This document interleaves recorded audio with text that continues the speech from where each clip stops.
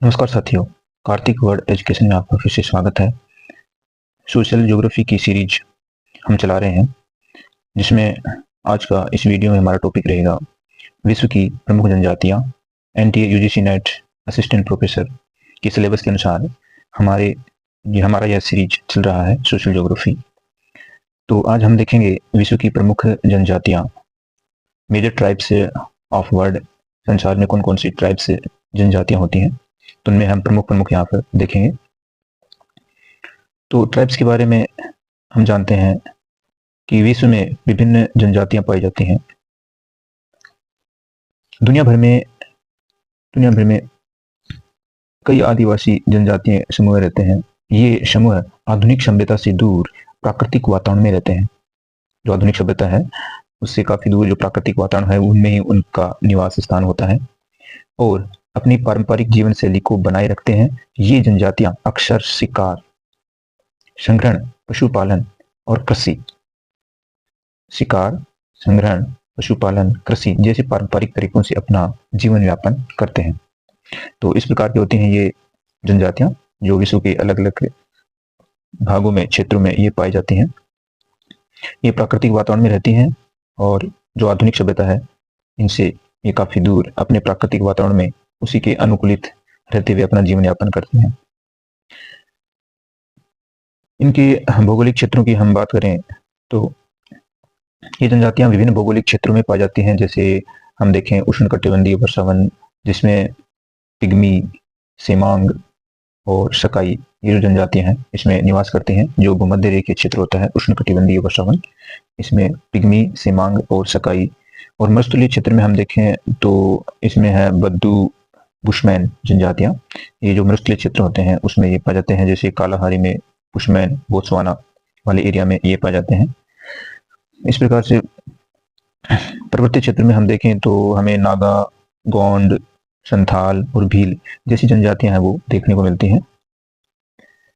घास के मैदानी क्षेत्रों में किर्गिज, जो किर्गिस्तान में हमें देखने को मिलती है। मशाई अफ्रीका में जो हमें देखने को मिलती है।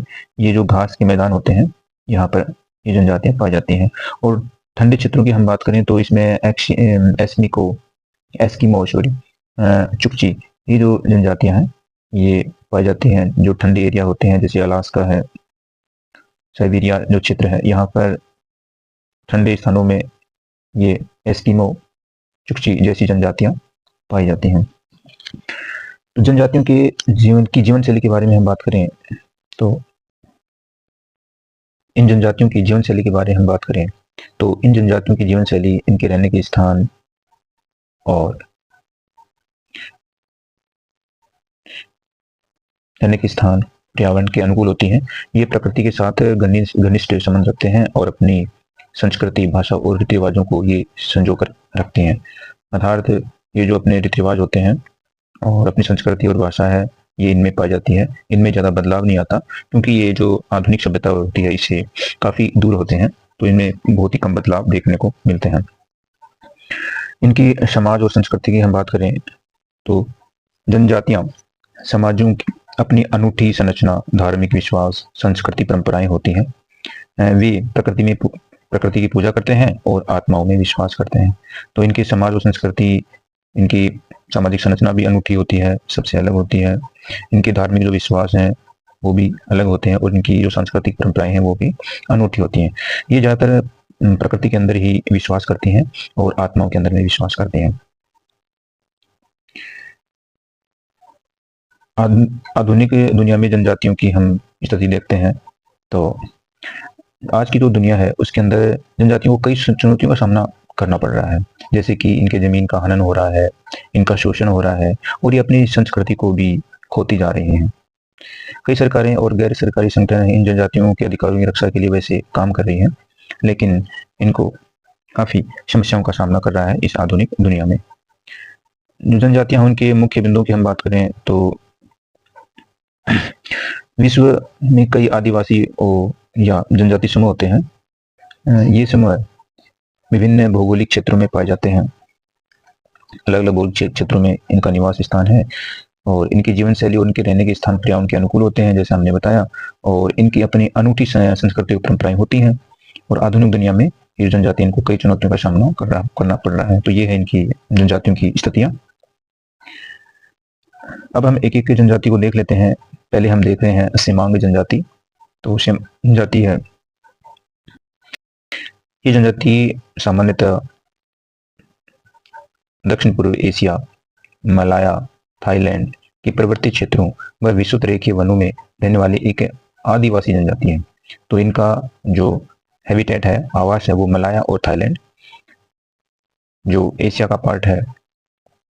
हम देखें जैसे ये यहाँ पर थाईलैंड है और ये जो मलाया का एरिया है, मलाया और थाईलैंड, इन दोनों में ही ये जनजातियां पाई जाती हैं। यहाँ पर जो एरिया दिखाया गया है वो सीमांग जनजाति है। सीमांग जनजाति जो थाईलैंड और मलाया एरिया में पाई जाती है। इन दोनों देशों में इनका निवास है। निवास स्थान, इनका हैबिटेट हम देखें तो सीमांग लोग घने वर्षा वनों में रहते हैं। वर्षा वन होते हैं, इनमें इनका निवास स्थान है और यहाँ का जो क्षेत्र है वो गर्म और आर्द्र होता है और वार्षिक वर्षा बहुत अधिक होती है। सीमांग जो जनजाति है मलाया के विश्व की वनों में पाए जाते हैं। इन जनजाति का संबंध निग्रेटो जनजाति से है, तथा जो प्रजाति होती है निग्रेटो प्रजाति, उनसे इनसे जनजाति का संबंध होता है। इनकी शारीरिक हम विशेषता देखें तो ये छोटे कद के होते हैं, त्वचा का रंग काला होता है और इनके बाल होते हैं वो घुंघराले होते हैं। नाक है इनकी चौड़ी होती है। तो ये लक्षण निग्रेटो जनजाति के हैं। तो ये निग्रेटो जनजाति से संबंध रखते हैं। जीवन शैली की बात करें तो शिकार और संग्रह इनका काम है। शिकार करके और जंगल में फल कंदमूल इकट्ठा करके ये अपना जीवन यापन करते हैं। घुमंतू जनजाति होती है। ये लोग एक जगह नहीं रह सकते, बल्कि शिकार और भोजन की तलाश में एक स्थान से दूसरे स्थान पर ये जाते रहते हैं। सामाजिक संगठन देखें इनका तो सीमांग लोग हैं, छोटे छोटे समूह में रहते हैं। अनुकूलन देखें, सीमांग लोग वर्षा वनों के कठिन वातावरण में रहने के लिए कई शारीरिक और सांस्कृतिक अनुकूलन लिए रहते हैं। तो जो वर्षा वन होते हैं वहां पर रहना बहुत ही कठिन होता है, लेकिन इनके शरीर में और इनकी संस्कृति में इस प्रकार का अनुकूलन हो जाता है कि वहां पर रह सकते हैं। सीमांग जनजाति के बारे में मुख्य बिंदु की हम बात करते हैं तो सीमांग जनजाति दक्षिण पूर्वी एशिया के वर्षा वनों में रहती है। जैसे हमने देखा दक्षिण पूर्वी एशिया में थाईलैंड, मलाया, ये लोग शिकार और संग्रह करके अपना जीवन यापन करते हैं। सीमांग के लोग छोटे कद के होते हैं और त्वचा इनकी काली होती है और ये घुमंतू जनजाति के होते हैं। और सीमांग लोग हैं वर्षा में कठिन वातावरण में रहने के लिए अनुकूलित होते हैं। अब अगली जनजाति है विश्व में बुशमैन जनजाति, जो महत्वपूर्ण जनजाति होती है। सामान्यतः इसके बारे में प्रश्न पूछ लिया जाता है। अनेक एग्जामों में बुशमैन जनजाति के बारे में अवश्य ही प्रश्न पूछा जाता है। तो बुशमैन जनजाति ये जनजाति होती है, ये बोत्सवाना और कालाहारी मरुस्थल में पाई जाती है। बोत्सवाना, कालाहारी मरुस्थल एरिया में इनका निवास स्थान है, जो अफ्रीका महाद्वीप में पाया जाता है। तो बुशमैन जनजाति दक्षिणी अफ्रीका के कालाहारी मरुस्थल में रहने वाली एक आदिवासी जनजाति है। इसे शान के नाम से भी जाना जाता है। निवास स्थान इनका देखें, बुशमैन मुख्यतः कालाहारी मरुस्थल में रहते हैं।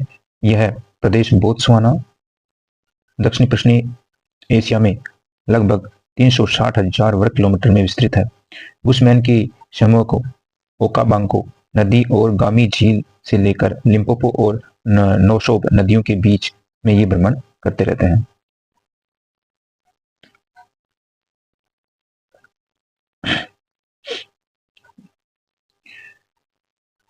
ये एक विशाल पठारी भाग होता है जिसकी ऊंचाई समुद्र तल से 2000 मीटर होती है। तो हमने देखा कि बुशमैन जनजाति होती है, ये ओकाबांगो नदी और गामी झील से लेकर के लिम्पोपो और नोशोब नदियों के बीच में ही भ्रमण करते रहते हैं।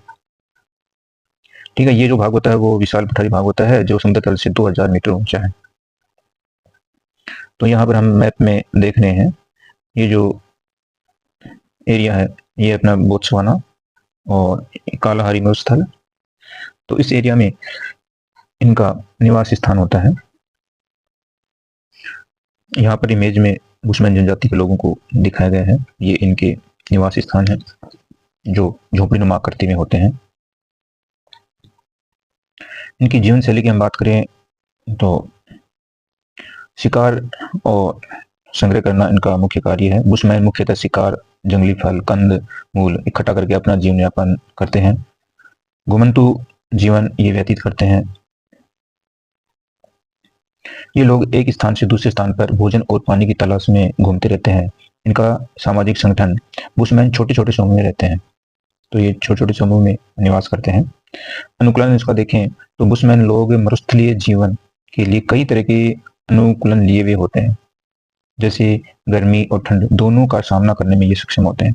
तो उसी प्रकार जिस प्रकार का वातावरण होता है उसी प्रकार ये बुशमैन जनजाति है वो उस वातावरण के प्रति अपने आप को ढाल लेती है, अनुकूलित हो जाती है और रहने में वहां पर सक्षम होती है। बुशमैन जनजाति के मुख्य बिंदु की बात करें तो दक्षिण अफ्रीका के कालाहारी मरुस्थल में निवास करती है और ये एक आदिवासी जनजाति है। ये लोग शिकार करके और कंदमूल को संग्रह करके अपना जीवन यापन करते हैं। घुमंतु जनजाति होती है और मरुस्थल के लिए ये अपने आप को अनुकूलित किए हुए रहती है।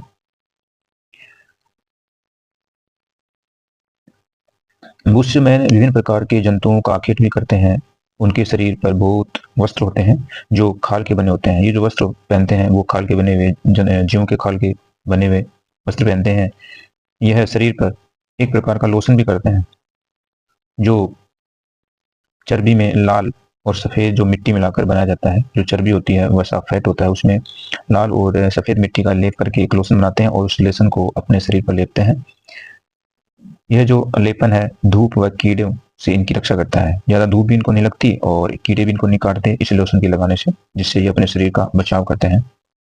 इनके बारे में हम और जानकारी देखें बुशमैन जनजाति के बारे में तो बुशमैन लोग अपनी संस्कृति और परंपराओं में बहुत महत्व देते हैं।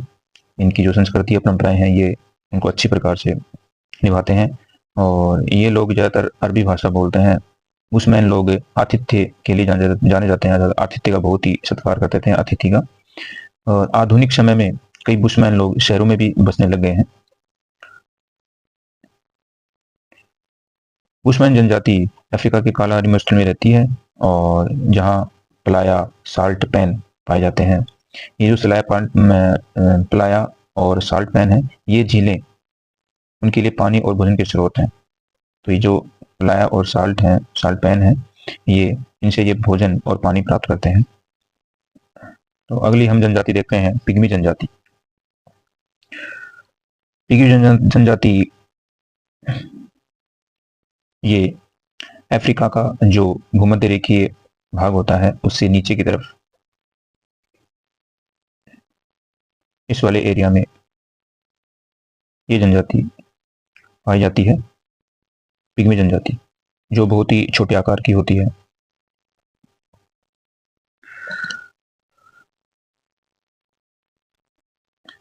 तो पिग्मी जनजाति अफ्रीका के भूमध्य रेखीय वनों में पाई जाने वाली एक आदिवासी जनजाति है। तो जो भूमध्य रेखा के ऊपर जो वन पाए जाते हैं वहां पर ये जनजाति पाई जाती है अफ्रीका में। इनका कद बहुत ही छोटा होता है और इसलिए इन्हें बोने भी कहा जाता है। सबसे छोटे जनजाति में सबसे छोटे होने के कारण ये बोनी जनजाति है। निवास स्थान इनका देखें, पिग्मी मुख्यतः अफ्रीका के कांगो बेसिन में रहते हैं। जो कांगो बेसिन एरिया होता है, कांगो जो रिवर है उसका जो बेसिन होता है वहां पर ये जनजाति मुख्यतः पाई जाती है। ये घने जंगलों में रहते हैं और शिकार करके अपना जीवन यापन व्यतीत करते हैं। तो जैसा अभी हमने मैप में देखा, ये जो जनजाति है ये जो भूमध्य रेखीय क्षेत्र के वर्षा वन है, जो घने वन है, वहां पर ये जनजाति पाई जाती है। ये जो कांगो रिवर होती है ये वाला एरिया, इसमें ये जो जनजाति है वो पाई जाती है। ये पिग्मी जनजाति का निवास स्थान है। ये जो एरिया है ये स्पॉटेड एरिया, यहाँ पर पिग्मी जनजाति निवास करती है। ये इमेज पिग्मी जनजाति की दिखा रखी है। यहाँ पर पिग्मी जनजाति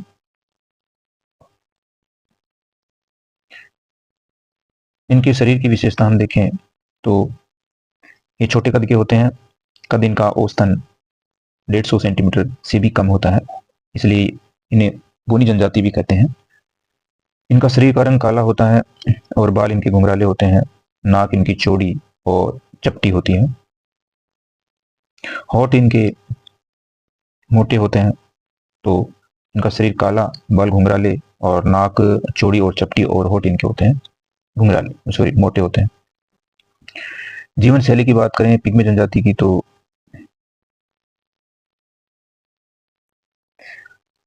शिकार करते हैं। पिग्मी अपना अधिकांश समय शिकार में बिताते हैं। वे जंगली जानवरों का शिकार करते हैं और इनके अलावा फल कंदमूल को इकट्ठा करके भी अपना जीवन यापन करते हैं। ये भी घुमंतु जनजाति होती है, एक जगह नहीं रहती बल्कि शिकार की तलाश में एक जगह से दूसरी जगह ये जाते रहते हैं। सामाजिक संगठन इनका देखें तो ये छोटे छोटे समूह में, ये भी जनजाति छोटे समूह में रहती है। अनुकूलन देखें तो पिग्मी ने घने जंगलों की कठिन वातावरण में रहने के लिए कई शारीरिक और सांस्कृतिक अनुकूलन किए हैं। उदाहरण के लिए जैसे इनका छोटा कद वहाँ के वातावरण के लिए उसको अनुकूल बनाता है। जो वहाँ का वातावरण गर्म और आर्द्र जलवायु में शरीर का तापमान नियंत्रित करने में मदद करता है। तो छोटा इनका कद होने के कारण जो गर्म और आर्द्र जो वातावरण होता है उसके लिए ये अनुकूलित हो जाते हैं।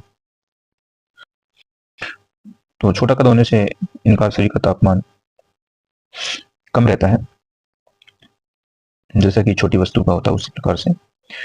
तो पिग्मी जनजाति के मुख्य बिंदु हम देखते हैं। पिग्मी अफ्रीका की भूमध्य रेखीय वनों में पाए जाते हैं और ये आदिवासी जनजाति है। कद इनका छोटा होता है और शिकार करके अपना जीवन यापन करते हैं और घने जंगलों के कठिन वातावरण में रहने के लिए अपने आप को अनुकूलित कर लेते हैं। तो इस प्रकार से हमने पिग्मी जनजाति को देखा। अब हम अगली जनजाति है हमारे पास में बद्दू जनजाति। बद्दू जनजाति होती है वो सऊदी अरब के उत्तरी भाग में पाई जाती है, जिसके आसपास का एरिया इराक है। तो मुख्यतः ये सऊदी अरब में इनका निवास स्थान है बद्दू जनजाति का।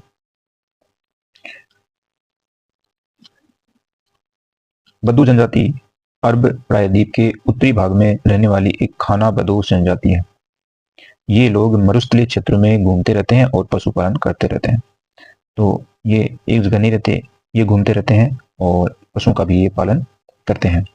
निवास स्थान इनका देखें, बद्दू जनजाति होती है वो अरब प्रायद्वीप के हमद नेफद मरुस्थलों में रहती है मुख्यतः। तो अरब के जो हमद और नेफद मरुस्थल हैं इनमें इनका मुख्यतः निवास स्थान है। ये क्षेत्र रेतीले और पथरीले हैं, जहाँ पानी की बहुत ही कमी होती है, क्योंकि मरुस्थल है तो कमी होगी। यहाँ पर हम मैप से देखते हैं, ये जो एरिया है वो सऊदी अरब वाला एरिया है, जिसमें यहाँ पर ये इराक और ये जो एरिया दिखा रखा है ये है बद्दू जनजाति का निवास स्थान। इधर ये भूमध्य सागर जाता है, इधर ये लाल सागर है, लाल सागर। तो यहाँ पर ये बद्दू जनजाति आ जाती है। ये जो एरिया होता है वो मरुस्थलीय एरिया होता है सऊदी अरब में। तो बद्दू जनजाति का निवास स्थान हमने देखा। अब देखते हैं इनकी जीवन शैली।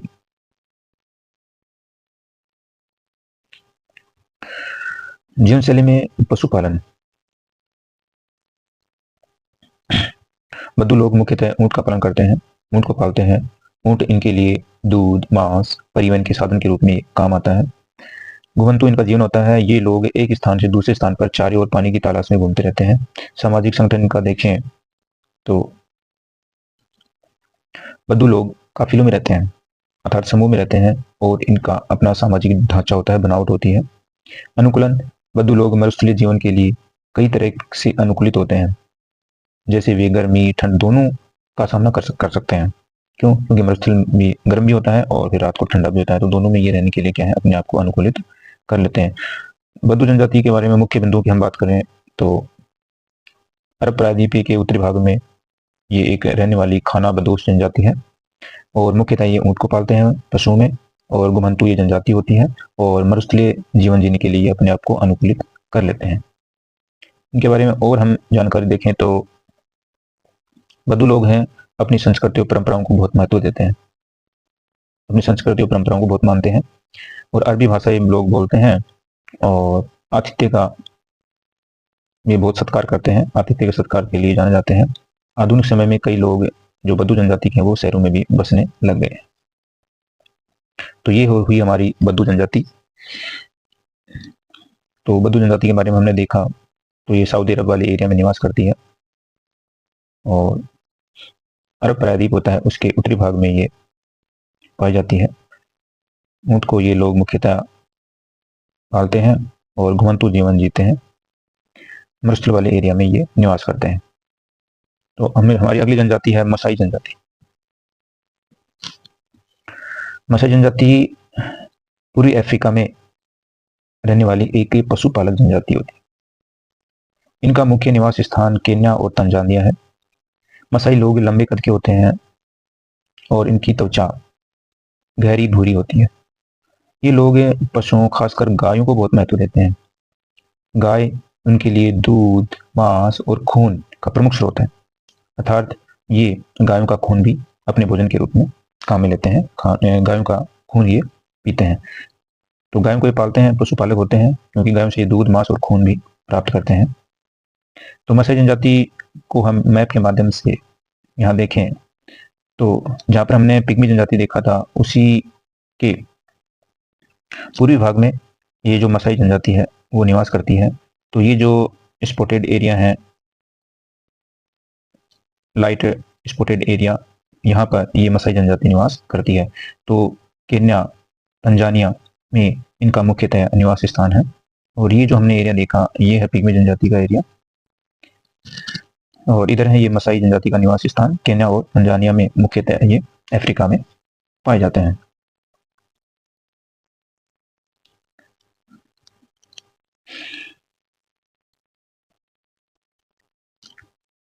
मसाई जनजाति का सामाजिक संगठन पितृसत्तात्मक होता है। ये लोग छोटे छोटे समूह में रहते हैं और एक समूह में सामान्य तौर पर 20 से 100 लोग रहते हैं। मसाई लोग पशुओं को चराने के लिए एक जैसे दूसरी जगह घूमते रहते हैं। अस्थायी इनकी झोपड़ियां रहती हैं जो लकड़ी और मिट्टी की बनी होती है।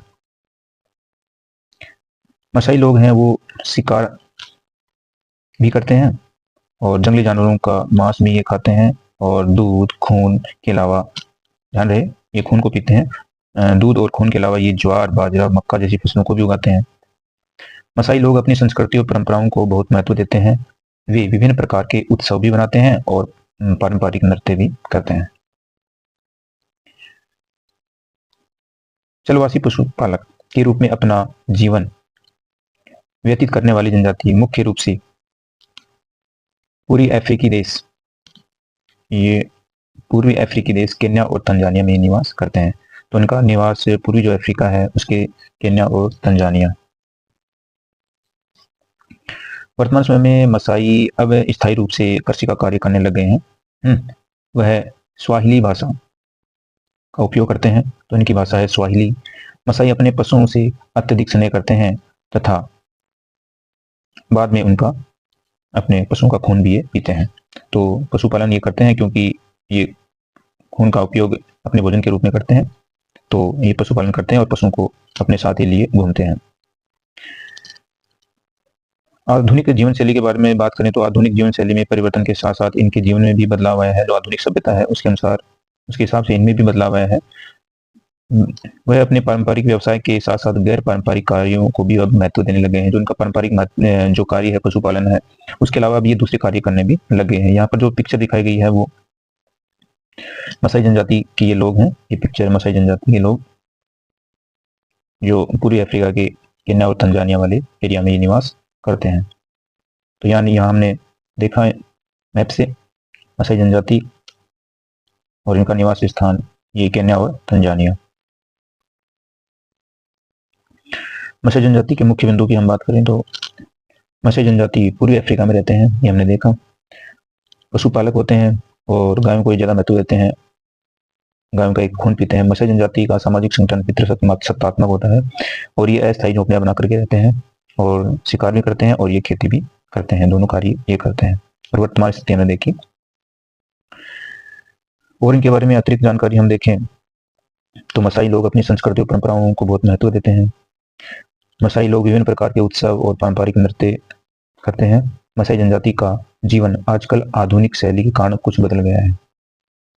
तो आधुनिक जीवन शैली है उसके अनुसार भी मसाई जनजाति के लोग अब वर्तमान में रहने लग गए हैं।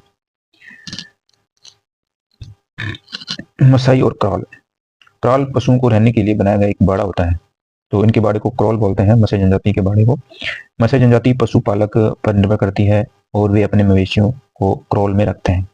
तो ध्यान रहे, मत्स्य जनजाति पशुओं को जो रखने का स्थान होता है इनका, उनको क्रॉल बोलते हैं। तो ये हुआ मत्स्य जनजाति के बारे में जो पूर्वी अफ्रीका में पाई जाती है। इनमें हमने देखा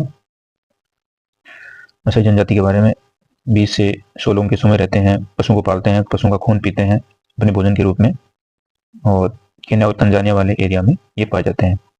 अब हम देखते हैं सकाई जनजाति। सकाई जनजाति मलेशिया के घने जंगलों में रहती है। ये भी एक आदिवासी जनजाति है। ये लोग जंगली फल फूल कंदमूल खाकर अपना जीवन यापन व्यतीत करते हैं। शिकार भी इनका मुख्य कार्य है। ये फूकनी नामक एक विशेष प्रकार का हथियार का उपयोग अपने शिकार में करते हैं। तो फूकनी इनका एक औजार है जिसके द्वारा ये शिकार करते हैं। सकाई लोगों के घर बहुत ही साधारण होते हैं। वे लकड़ी बांस से बने छोटी छोटी झोपड़ियों में रहते हैं। इन झोपड़ियों को जमीन से कुछ ऊंचाई पर बनाया जाता है ताकि जंगली जानवरों से इनकी सुरक्षा हो सके। तो ये जो अपने घर बनाते हैं वो जमीन से ऊपर बनाते हैं बांस और लकड़ी लगा करके, ताकि जो जानवर होते हैं उनसे इनकी रक्षा हो सके। तो सकाई जनजाति को हम मैप से देखते हैं तो ये जो मलाया एरिया है, मलाया का एरिया है, यहाँ पर सकाई जनजाति, ये जो एरिया है मलाया में, यहाँ पर मलाया, और ये थाईलैंड इधर, तो ये इधर सुमात्रा है। तो जो मलाया है यहाँ पर ये जनजाति निवास करती है। ये सकाई जनजाति का यहाँ पर पिक्चर है।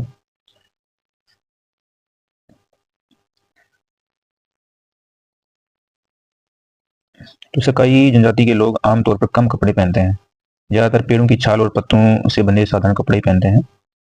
तो पेड़ों की छाल ये अपने कपड़ों के रूप में, वस्त्र के रूप में काम में लेते हैं। सकाई जनजाति की एक अनूठी संस्कृति और परंपराएं हैं। वे प्रकृति के साथ एकात्म रहते हैं, अर्थात प्रकृति के साथ ये जुड़े रहते हैं और जंगलों में अपना घर बनाते हैं। तो जंगल में ये रहते हैं। यहाँ पर मैप से थाईलैंड, कुछ एरिया थाईलैंड में सिमांग जनजाति का होता है। यहाँ पर देखिए, ये है इधर सिमांग जनजाति का एरिया, यहाँ पर थाईलैंड और मलाया में पाया जाता है। और ये जो सकाई जनजाति है वो केवल मलाया में पाई जाती है। तो ये जो एरिया है वो दक्षिणी एशिया में पाया जाता है, थाईलैंड, मलाया, सुमात्रा। मुख्य बिंदु की हम बात करें सकाई जनजाति, तो सकाई जनजाति मलेशिया के जंगलों में रहती है। वे शिकार और जंगली फल फूल खाकर अपना जीवन यापन करते हैं। फूकनी होती है, वो उनको शिकार करने का एक हथियार होता है। और ये छोटी छोटी झोपड़ियों में रहते हैं, कम कपड़े पहनते हैं और इनकी एक अनूठी ही संस्कृति होती है। इनके बारे में और हम अतिरिक्त जानकारी देखें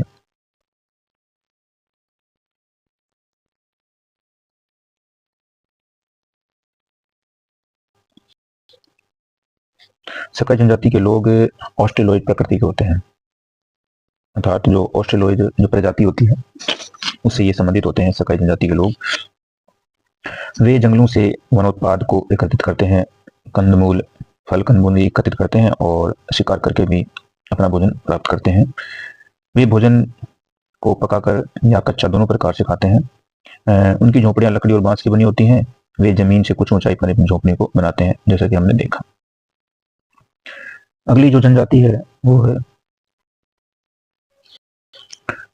किर्गिज जनजाति। किर्गिज जनजाति इसको बोलते हैं। तो किर्गिज जनजाति मध्य एशिया में रहने वाली एक पशुपालक जनजाति होती है। मध्य एशिया में इसका निवास स्थान है और मुख्यतः ये किर्गिस्तान देश में पाई जाती है, इनका मुख्य निवास स्थान। यहाँ पर हम इसको मैप के माध्यम से हम देखें तो ये है पाकिस्तान, इधर पाकिस्तान, फिर ये अफगानिस्तान और यहाँ पर है ये किर्गिस्तान। तो ये जो एरिया है किर्गिस्तान, यहाँ पर किर्गिज या किर्गिज जनजाति मुख्यतः इसी एरिया में पाई जाती है। तो इनके बारे में हम देखें तो किर्गिज जनजाति है वो किर्गिस्तान देश में पाई जाती है मुख्यतः। और किर्गिज लोग पहाड़ी इलाकों में रहते हैं और पशुओं को चराते हैं। गाय भेड़ बकरी घोड़े इनके प्रमुख पशु हैं। तो प्रमुख पशु गाय भेड़ बकरी इनको चराते हैं। किर्गिज लोग एक जगह से दूसरी जगह घूमते रहते हैं, क्योंकि पशुओं को रखते हैं तो उनको चराते हैं वो, क्योंकि वे अपने पशुओं को चराने के लिए ताज़ा घास की तलाश में घूमते रहते हैं। वे अस्थायी घरों में रहते हैं, इनके घर स्थायी नहीं होते, अस्थायी होते हैं, जिन्हें यार्ड कहा जाता है। तो इनके जो घर होते हैं इनको यार्ड, किर्गिज जनजाति होती है, इनके घरों को यार्ड कहते हैं। यार्ड लकड़ी और कपड़े से बने होते हैं, तो ये अपने घर लकड़ी और कपड़ों को काम में लेते हैं बनाने में। इसे आसानी से एक जगह से दूसरी जगह ले जा सकता है, तो अपने घरों को ये आप फोल्ड करके जहाँ पर जाते हैं अपने पशुओं को लेकर वहां पर ये इकट्ठा करके ले जाते हैं। किर्गिज लोग पशुपालन के अलावा खेती भी करते हैं। वे गेहूं, जौ और अन्य अनाज उगाते हैं। तो जहाँ पर रहते हैं वहां पर ये फसल भी उगा लेते हैं, जहाँ पर चले जाते हैं फिर वहां पर दोबारा से ये फसल उगाते हैं। तो किर्गिज लोग अपनी संस्कृति और परंपराओं को बहुत महत्व देते हैं। तो हमने देखा ज्यादातर जनजातियां होती हैं वो अपनी संस्कृति और परंपराओं को बहुत ही महत्व देती है, इसलिए जो इनकी संस्कृति है वो बची रहती है। वे विभिन्न प्रकार के उत्सव भी मनाते हैं और पारंपरिक नृत्य भी करते हैं। तो ये जो विशेषताएं होती हैं वो लगभग सभी जनजातियों में होती हैं।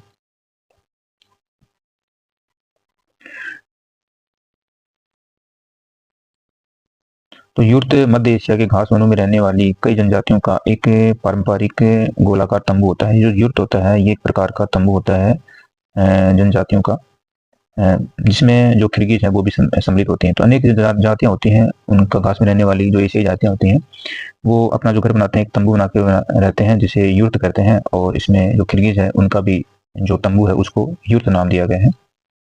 यहाँ पर हमने देखा मैप से, तो किर्गिस्तान में ये मुख्यतः जनजाति पाई जाती है। इनके मुख्य बिंदु को हम देखें तो किर्गिज मध्य एशिया में पाई जाती है और किर्गिस्तान इनका मुख्य निवास स्थान है। किर्गिज जनजाति मध्य एशिया में ये हो गया पाई जाती है, पशुओं को पालते हैं। किर्गिज लोग एक जगह से दूसरी जगह घूमते रहते हैं, जो ज्यादातर जनजाति विशेषताएं होती हैं। अस्थायी घरों में रहते हैं, कोई जनजाति है तो ज्यादातर अस्थायी घर ही होते हैं इनके। और किर्गिज लोग खेती भी करते हैं, जहाँ पर रहते हैं वहां पर ये खेती भी कर लेते हैं। और इनके बारे में, किर्गिज जनजाति के बारे में अतिरिक्त जानकारी हम देखें तो संस्कृति और परंपराओं को बहुत महत्व देते हैं, हमने देखा।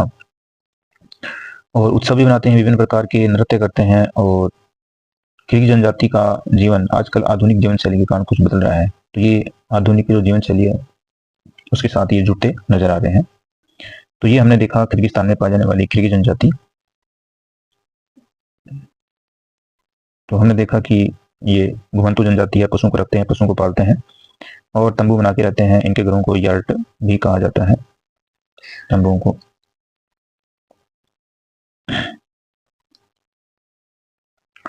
इनके बारे में हमने मुख्य बिंदु देखे। अब हम देखते हैं एस्किमो जनजाति। एस्किमो जनजाति उत्तरी ध्रुवीय क्षेत्र में रहने वाली एक आदिवासी जनजाति है। तो ये जो उत्तरी ध्रुवीय क्षेत्र होता है मैप में, वहां पर ये जनजाति समाधि पाई जाती है, जैसे कनाडा है, साइबेरिया है। तो ये जो एरिया है यहाँ पर, ये ठंडे इलाकों में ये एस्किमो जनजाति पाई जाती है। और इनके शरीर की बनावट होती है वो मंगोलाइड जो प्रजाति होती है उससे मिलती जुलती है, अर्थात ये मंगोलॉइड होते हैं, उनसे संबंधित जनजाति है। इनकी जीवन शैली हम देखें तो यहाँ पर ये पिक्चर दिखा रखी है एस्किमो जनजाति की, एस्किमो जनजाति, और ये इसका एरिया वर्ल्ड मैप में दिखाया गया है। तो यहाँ पर हम देखें एस्किमो जो जनजाति होती है वो जैसे कनाडा, अलास्का वाला एरिया, यहाँ पर ये ग्रीनलैंड वाले एरिया में ये कनाडा और अलास्का का उत्तरी भाग, इधर हम देखते हैं ये जो साइबेरिया का उत्तरी भाग होता है वहां पर ये एस्किमो जनजाति पाई जाती है।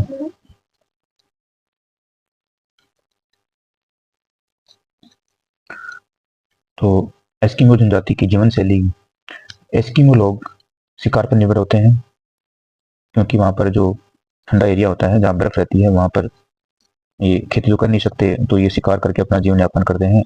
शिकार के रूप में ये सील, वालरस, ध्रुवीय भालू, केरी आदि का शिकार करते हैं। और गर्मियों में ये स्थलीय पशुओं का शिकार करते हैं और सर्दियों में समुद्री जीवों का शिकार करते हैं। क्योंकि सर्दियों में समुद्री जीवों का शिकार करना आसान होता है और गर्मी आते ही पानी पिघलने से उनका शिकार करना आसान नहीं होता, तो ये इसलिए जो पशु होते हैं गर्मी में उनका शिकार करते हैं। तो ये हमने देखा एस्किमो जनजाति। अब इनका निवास स्थान ये टुंड्रा क्षेत्र में रहते हैं जहाँ की जलवायु बहुत कठोर होती है। जो टुंड्रा एरिया होता है, टेगा टुंड्रा, तो इसमें टुंड्रा एरिया में इनका निवास स्थान है जहाँ पर बर्फ रहती है। ये बर्फ और खाल से बने घरों में रहते हैं। तो ये बर्फ से और खाल से बने हुए घर होते हैं इनको, जिन्हें इग्लू कहा जाता है, तो उनमें ये रहते हैं। इनका खान पान हम देखें तो एस्किमो लोग मुख्यतः मांसाहारी होते हैं, क्योंकि ये शिकार करके अपना भोजन प्राप्त करते हैं। ये शिकार किए गए जानवरों का मांस खाते हैं। वस्त्र इनके देखें तो एस्किमो लोग जानवरों की खाल से बने कपड़े पहनते हैं जो इन्हें ठंड से बचाते हैं। तो इनके जो वस्त्र होते हैं वो जानवरों की खाल से बने होते हैं। इनका अनुकूलन हम देखें तो जैसे कि हम जानते हैं कि ये ठंडे एरिया में रहते हैं, तो उसी के अनुसार ये अपने को अनुकूलित कर लेते हैं। एस्किमो लोग ध्रुवीय क्षेत्रों की कठोर जलवायु में रहने के लिए अनुकूलित हो गए हैं। इनके पास मोटी त्वचा और शरीर पर वसा की एक मोटी परत होती है, अर्थात ये मोटे लोग होते हैं या इनके शरीर में वसा ज्यादा जमा रहता है और इनकी त्वचा भी क्या होती है, मोटी होती है, जो इन्हें ठंड से बचाती है। तो इस प्रकार से ये अनुकूलित हो गए हैं। इनकी त्वचा होती है अन्यों की अपेक्षा मोटी और इनकी जो शरीर होता है उसमें वसा का ज्यादा जमा होता है, जिससे इनको ठंड कम लगती है। इनके बारे में हम और बातें करें तो एस्किमो लोग अपनी संस्कृति और परंपराओं को बचाने के लिए संघर्ष कर रहे हैं। वैसे जलवायु परिवर्तन के कारण एस्किमो लोगों का जीवन खतरे में है, क्योंकि जलवायु जो परिवर्तित हो रहा है उसके अनुसार ये अपने को ढाल नहीं पा रहे हैं, तो इनका जीवन खतरे में है। एस्किमो लोग प्रकृति के साथ संतुलन बनाकर रहते हैं, अगर प्रकृति को कोई नुकसान नहीं पहुंचाते, प्रकृति अनुकूल ये है और अपना संतुलन बना के ये रहते हैं। निष्कर्ष के रूप में देखें तो एस्किमो जनजाति एक अनूठी और दिलचस्प संस्कृति होती है इनकी। ये ध्रुवीय क्षेत्र की कठोर परिस्थितियों में भी अपना जीवन यापन करने में सक्षम होते हैं। एस्किमो लोग विभिन्न प्रकार के औजारों और हथियारों का उपयोग करते हैं अपने शिकार करने में, जैसे धनुष, तीर, भाले और हार्पून। तो हार्पून है वो इनका एक मुख्य शिकार करने का हथियार है। वे बर्फ में स्केटिंग और डॉग स्लेडिंग भी करते हैं, अर्थात इनके डॉग होते हैं, उनके पीछे गाड़ी लगा देते हैं और उनके द्वारा ये स्लेडिंग करते हैं। और एस्किमो लोग एक दूसरे के साथ सहयोग करते हैं और एक मजबूत समुदाय बनाते हैं। तो विश्व के मानचित्र में यदि हम जनजाति का वितरण हम देखें तो विश्व के विभिन्न भागों क्षेत्रों में अलग अलग जनजातियां निवास करती हैं और इनका जीवन उनके रहने के लिए उसी प्रकार से अनुकूलित हो जाता है। उष्णकटिबंधीय वर्षावनों में देखें तो हमने देखा कि उष्णकटिबंधीय जो वर्षावन होते हैं उसके अंदर पिग्मी, सेमांग और सकाई जनजाति मैप के द्वारा भी हमने देखा पाई जाती है। पिग्मी के बारे में हमने देखा कि अफ्रीका के वर्षावनों में ये पाए जाते हैं। ये लोग शिकार और संग्रह करके अपना जीवन यापन करते हैं और ये छोटे कद के होते हैं। सेमांग के बारे में हमने देखा, ये मुख्यतः मलेशिया और थाईलैंड के वर्षावनों में रहते हैं और शिकार, मछली पकड़ना और जंगली फल फूल एकत्रित करके अपना जीवन यापन करते हैं। सकाई के बारे में हमने देखा कि ये मलेशिया के वर्षावनों में पाए जाते हैं। ये भी शिकार, मछली पकड़ना और खेती पर निर्भर रहते हैं। मरुस्थल में हमने जो जनजातियां देखी वो हमने देखी बद्दू और बुशमैन। बद्दू अरब प्रायद्वीपीय मरुस्थल में रहने वाली एक घुमंतु जनजाति थी और ये ऊँटों को पालती थी, दूध और मांस पर ये निर्भर रहती थी। बुशमैन हमने देखा कालाहारी मरुस्थल में ये जनजाति पाई जाती है और शिकार करना और संग्रहण इन पर ये निर्भर रहती थी। पर्वतीय क्षेत्र में हमने देखा नागा, गोंड, संथाल और भील। तो पर्वतीय क्षेत्र में ये जनजातियां मुख्यतः पाई जाती हैं जो भारत में भी पाई जाती हैं, जैसे नागा है। भारत के उत्तरी पूर्वी क्षेत्रों में अरुणाचल प्रदेश, नागालैंड, मणिपुर और मिजोरम में ये जनजाति पाई जाती है। ये कृषि और पशुपालन पर निर्भर होते हैं। तो भारत में मुख्यतः जो पर्वतीय क्षेत्र होता है, उत्तरी पूर्वी क्षेत्र होता है, उसमें अरुणाचल प्रदेश, नागालैंड, मणिपुर और मिजोरम में ये नागा जनजाति पाई जाती है।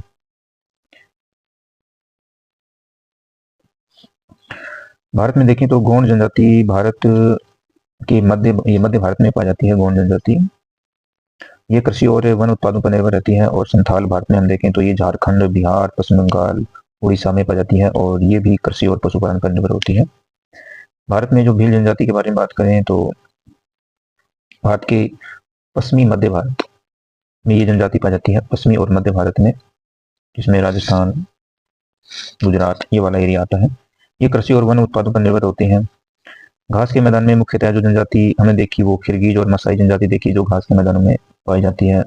तो खिरगिज के बारे में हम बात करें, मध्य एशिया के घास के मैदानों में ये रहते हैं, ये पशुपालन पर निर्भर रहते हैं और घुमंतु जनजाति होती है। मसाई के बारे में हमने देखा कि ये पूर्वी अफ्रीका के घास के मैदान में रहते हैं और ये पशुपालन पर निर्भर रहते हैं और ये भी घुमंतु जनजाति है। ठंडे क्षेत्र में हमने देखा एस्किमो और चुकची जनजाति। तो एस्किमो में हमने देखा ये आर्कटिक क्षेत्र में रहते हैं, शिकार करना, मछली पालन इनका मुख्य कार्य है और इनके घरों को क्या है, इग्लू कहा जाता है। चुकची जनजाति ये साइबेरिया की चुकोटका प्रायद्वीप, तो साइबेरिया के चुकोटका प्रायद्वीप में रहते हैं। ये हिरणों का शिकार करते हैं और रेनडियर को ये पालते हैं। जापान में भी जो आदिवासी जनजाति पाई जाती है उसे आन इनु या इनु के नाम से भी जानते हैं। बंटू जनजाति है, इसे मरणासन जनजाति के नाम से भी जाना जाता है। जो बंटू जनजाति है उसको मरणासन जनजाति भी कहते हैं।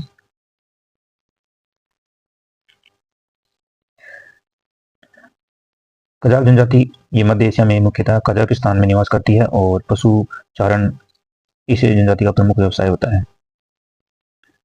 तो आज हमने देखा विश्व में पाई जाने वाली मुख्य मुख्य जनजातियां, साथ में हमने संक्षेप में भारत में जो पाई जाने वाली जनजातियां हैं उनके बारे में भी देखा। तो जैसे हमने देखा भारत में जो जनजातियां होती हैं वो